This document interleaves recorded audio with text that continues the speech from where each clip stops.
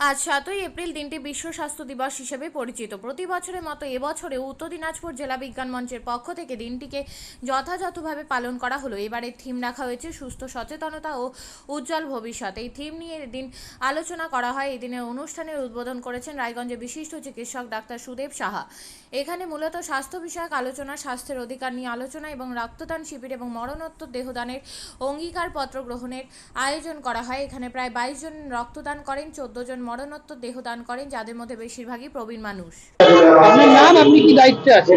আমি অনিরুদ্ধ সিনহা, আমি পশ্চিমবঙ্গ বিজ্ঞান মঞ্চের উত্তর দিনাজপুর জেলা কমিটির সভাপতি। আজকে কি অনুষ্ঠান চলছে স্বাস্থ্য দিবস? আপনারা জানেন যে আজকে বিশ্ব স্বাস্থ্য দিবস ৭ই এপ্রিল। মূল নির্দেশনায় এটা প্রতি বছর এই দিনটা বিশ্ব স্বাস্থ্য দিবস হিসেবে উদযাপিত হয়।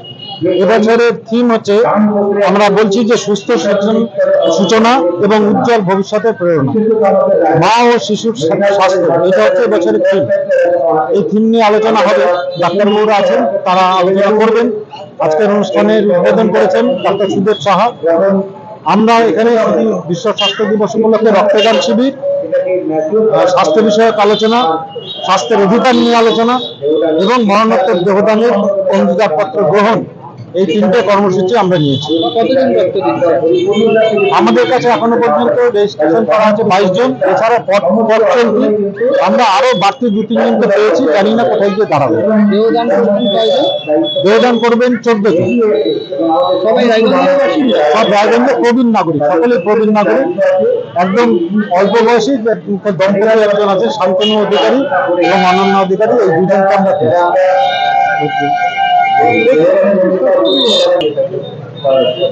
আমাদের কাজ হচ্ছে যে বিজ্ঞান মঞ্চগতভাবে একটা সচেতনতা গড়ে তোলা, স্বাস্থ্যের অধিকার নিয়ে মানুষের মধ্যে, আমাদের সংবিধানে এবং শিক্ষা, স্বাস্থ্য, এই সমস্ত মৌলিক বিষয়ের যে অধিকারগুলো আছে মানুষের মধ্যে, সেই অধিকার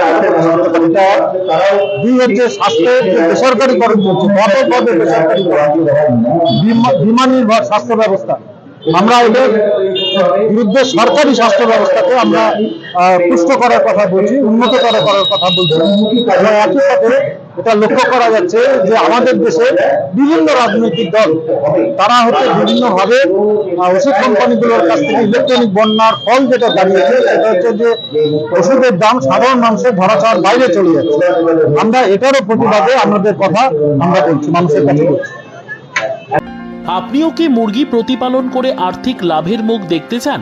হরেক রকম প্রজাতির মুরগির শাবক লালন পালন করে বিক্রয় করে লাভবান হতে পারবেন খুব সহজেই। তাহলে আর চিন্তা নেই, আপনার জন্য প্রচেষ্টা নিয়ে এসেছে সেই সুযোগ। একই ফার্মে হরেক রকম প্রজাতির মুরগি পেয়ে যাবেন এখানে রয়েছে করকনাথ মুরগি, এছাড়াও আছে গিনি, ফ্রিগেল, টার্কি দেশি, এছাড়াও কোয়েল মুরগির শাবক পাইকারি এবং খুচরো বিক্রয় করা হয়। যারা মুরগি পালন করে লাভবান হতে চান তাদের সকলকে আহ্বান জানাই আমরা। আজই চলে আসুন আমাদের প্রতিষ্ঠানে। আমাদের ঠিকানা মহারাজাহাট, রায়গঞ্জ, উত্তর দিনাজপুর।